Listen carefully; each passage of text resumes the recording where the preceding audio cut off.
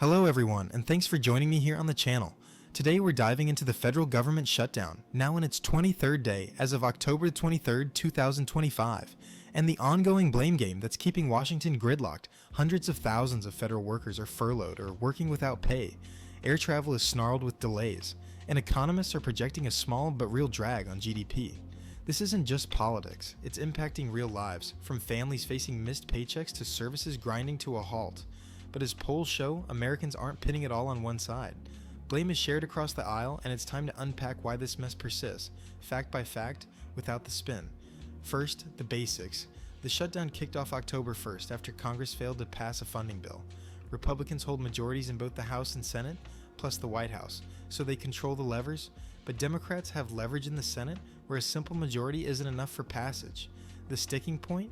Expiring Affordable Care Act subsidies that keep health insurance premiums in check for millions. These enhanced tax credits are set to lapse at year's end, potentially jacking up costs by thousands for everyday Americans. Polls consistently show broad support for extending them. Around 72% of the public, including about half of Republicans. Republicans argue these subsidies are too costly and prop up a flawed system, pushing to let them expire or tie any extension to deeper spending cuts. Democrats, meanwhile, say they're non-negotiable. Without them, premiums spike, hitting working families hardest, and they're willing to let the shutdown drag on to protect access. Neither side is budging, turning this into a high-stakes game of chicken.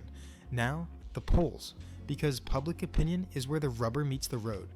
A Reuters/Ipsos survey from October 15th to 20th found 50% of Americans blame Republican congressional leadership most, with 43% pointing to top Democrats. That's a narrow edge, and it flips hard by party. 86% of Democrats fault Trump and Republicans, while 73% of Republicans blame Democrats. An APNORC poll paints a more even picture. 58% see significant responsibility on Trump and Republicans in Congress, but 54% say the same for Democrats. And a Reuters/Ipsos from early October, 67% assigned fair to great blame to Republicans, 63% to Democrats, and 63% to Trump personally. Overall, it's roughly equal. No one's walking away clean. Independents lean slightly toward Republicans, e.g.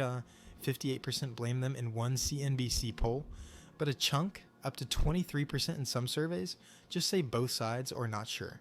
From the Republican side, House Speaker Mike Johnson has called it a crisis of Democratic intransigence, refusing talks until subsidies are off the table or paired with offsets.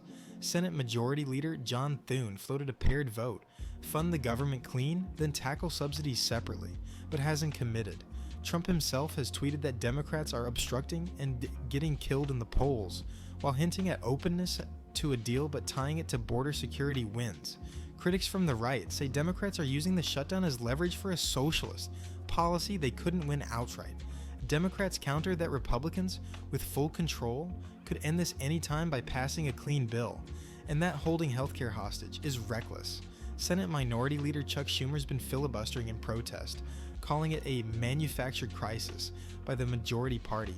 House Minority Leader Hakeem Jeffries echoes that, pointing to furloughs in agencies like education and potential SNAP/WIC cuts affecting millions. From their view, compromising now would betray voters who want affordable care protected. The reality? This is Washington at its worst. Partisan entrenchment over practical fixes. Trump's approval has inched up to 42%, buoyed by his base, but independents are souring fast. 1 in 5 Americans report personal financial hits, and 2 in 5 know someone affected. As it stretches toward the record, 35 days from Trump's first term, the pressure builds, but so does the risk of deeper divides. So, what now?